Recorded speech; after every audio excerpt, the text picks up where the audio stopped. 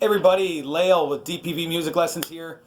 Today I'm just conditioning and preparing a drum set for a new in-home student where I travel to the person's house, the student's house, and teach out of their own room or studio, if you will.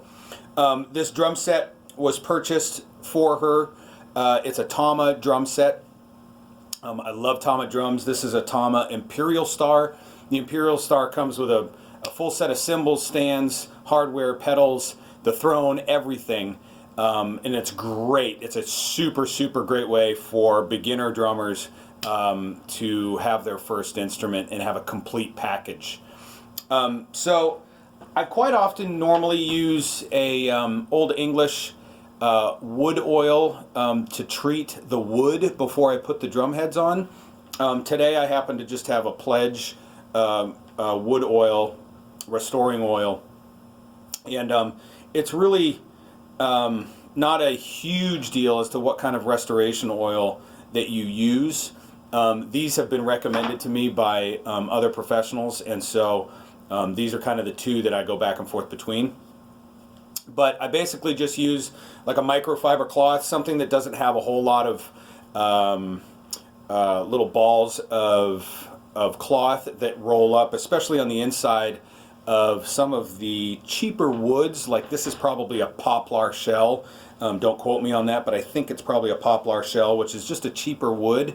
So they can sell them at a much better price point.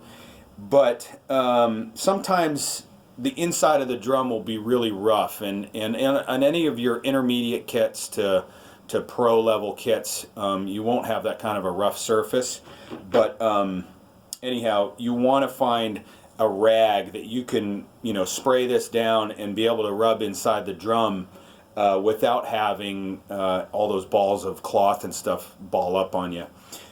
So I'll just squirt a little bit of this on the rag, and then I'll move the camera here, and then I'll just wipe it really by putting a lot of good pressure on it, and you can usually tell where and how well you've spread it because the wood will start to turn darker. And this drum, for the most part, I've already finished. I'm just kind of doing this for the sake of spreading the word through the video. And be sure too to get the bearing edge. This edge of the drum right here, this is where the drum head comes in contact with the drum itself. And there's different types of bearing edges, round over, 45s, 30s, etc. degrees. But you want to be sure to get that bearing edge too. Again, that's where the head is going to come in contact with the drum itself. And this is super, super important to do in really, really arid or dry climates, like Arizona, New Mexico, Southern California, Utah. Lots of those areas, because it's so dry,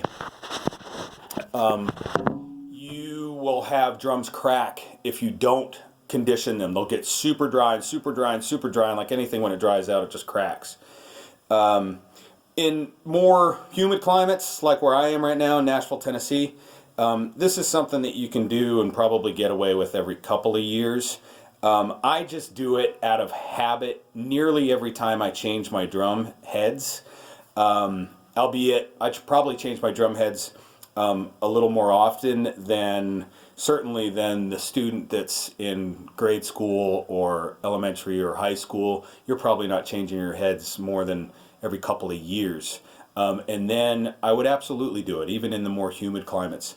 It not only saves them and helps keep them from cracking, but it also really warms up the sound of the drum and gives it a nice, rich tone. And especially with these, like I said earlier, cheaper woods for the beginner sets, it's much nicer to give it that warm tone rather than fresh out of the box, put the heads on. You're going to have a really bright, light tone to it.